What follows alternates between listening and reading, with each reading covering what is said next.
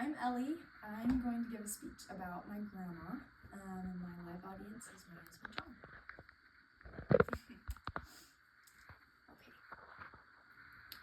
For those of you who knew my Grandma Smith, you probably thought you were her favorite. She made everybody feel like they were the most important person in the world. But I hate to break it to you, you weren't her favorite. I was. And you want to know how I know? We had our own dirty little secrets. We've had a special bond ever since the day I was born. My mom had a really hard birth, so while she was recovering, my grandma would be the one to wake up with me at night. She'd make sure my bottles were the perfect temperature, and she'd rock me to sleep as she sang. Now, I was really upset when she decided to leave and left me with two parents that made cold bottles. It's not totally her fault, though. She did warn me. She told me I was getting special treatment. But as she'd rock me to sleep, she'd smile, pull me in close, and say, "What happens at Grandma's house stays at Grandma's house." As I grew older, I'd go spend the summers with her. Just me, no parents. I'd wake up in the morning, 5-year-old little me, and I'd say, "Grandma, what do we have to eat around here?" She'd think to herself and say, "Oh, well, we could do ice cream for breakfast, taffy for lunch, and popcorn for dinner. How does that sound?" "Grandma, I'm never allowed to do that at home." She'd shrug her shoulders, smile, give me a hug, and say, "What happens at Grandma's house stays at Grandma's house." I was never going to tell my mom. This was so cool. 10-year-old Ellie was a little bit harder to impress, though. Grandma was up to the task. Do not fret.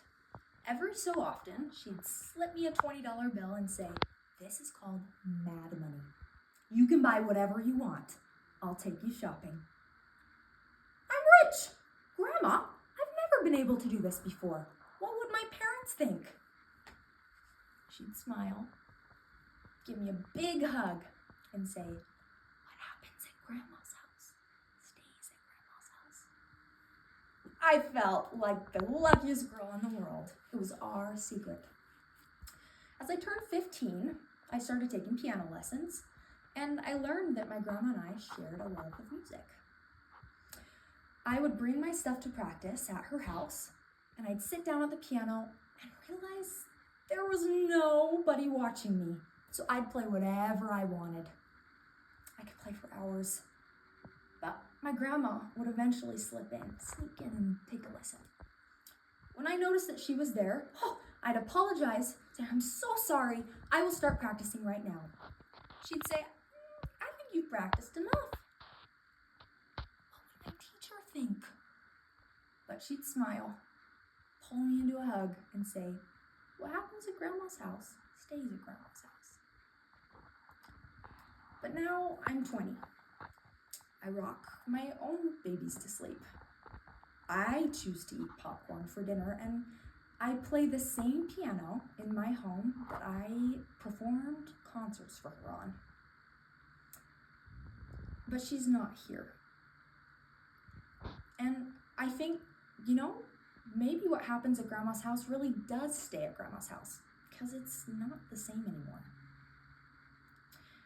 But as we sit here, remembering the life of the marvelous Grandma Smith, I want to show you something.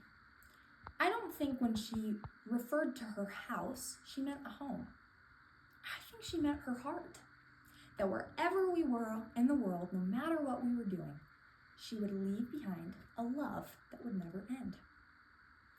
So remember those moments where she made you feel like you were her favorite.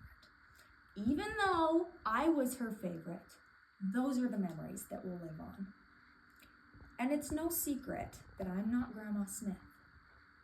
But as we mourn and rejoice together, I'll smile, I'll give you a big hug, and I'll say, "What happens at Grandma's house stays at Grandma's house."